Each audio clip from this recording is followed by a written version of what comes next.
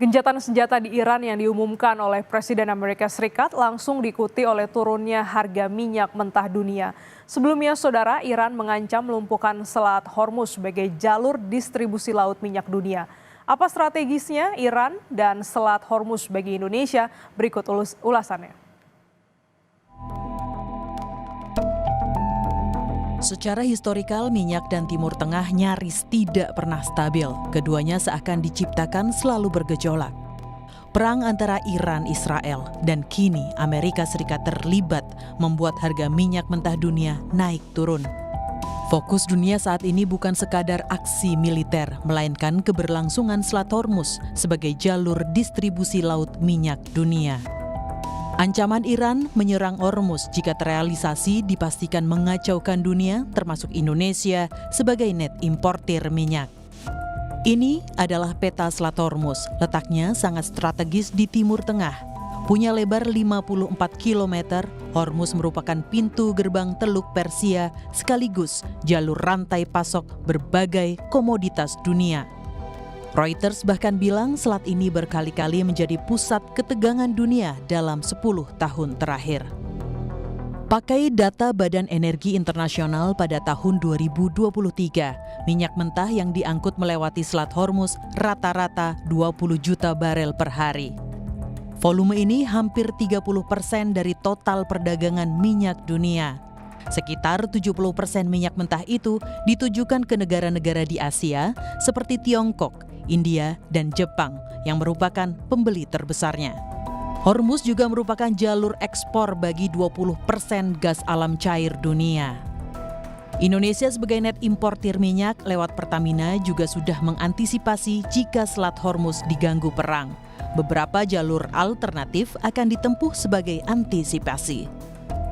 Ya, jadi terkait dengan situasi konflik di Timur Tengah yang mulai memanas, Pertamina sendiri sudah melakukan monitoring dan kami meningkatkan pengawasan terhadap pergerakan kapal-kapal tanker kami, khususnya yang memasok minyak mentah dari Timur Tengah dan sekitarnya ke wilayah Indonesia.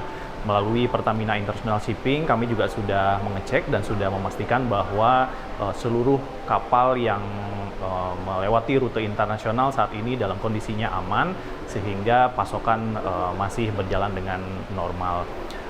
Pertamina juga sudah memitigasi dan merencanakan sejumlah rute alternatif jika memang nanti eskalasinya akan meningkat. Sejak perang pecah di Iran karena Israel, harga minyak mentah dunia melesat ke atas $70 Amerika Serikat per barel dari sebelumnya di level 60-an dolar. 23 Juni 2025, harga minyak sedikit melandai karena Presiden Amerika Serikat Donald Trump mengumumkan gencatan senjata setelah pangkalan militer Amerika di Qatar diserang Iran. Minyak yang langsung landai setelah pernyataan Trump juga membuktikan pergerakan harga komoditas ini tidak hanya dipengaruhi oleh stok dan permintaan, melainkan oleh persepsi. Inilah yang harus diwaspadai Indonesia. Beruntungnya harga minyak dunia jenis Brent yang jadi acuan Indonesia belum melebihi asumsi APBN di level $82 Amerika Serikat. Tahun lalu minyak mentah Indonesia atau ICP bergerak di level $70, sedangkan Mei 2025 di level $62 Amerika Serikat per barel. Menteri Keuangan Sri Mulyani bilang perang wilayah strategis minyak memperparah tekanan ekonomi Indonesia yang juga sedang kerepotan menghadapi tarif Trump. Ditambah dengan berbagai kebijakan-kebijakan makro, terutama di bidang fiskal negara-negara maju, dan kemudian ditambah dengan kondisi geopolitik dan security yang sangat negatif, menegang dan bahkan sudah pecah perang yang menimbulkan kemudian ketidakpastian komoditas, supply chains. Ini semuanya menghasilkan dua risiko yang immediate. Risiko pertama adalah ketidakpastian harga cenderung naik, seperti harga minyak yang naik. Namun di sisi lain, dari sisi perekonomian global akan cenderung melemah. Jadi kombinasi kenaikan harga-harga karena disrupsi geopolitik dan security itu menyebabkan tekanan harga, berarti inflasi naik, namun dikombinasikan ketidakpastian yang menyebabkan ekonomi global melemah.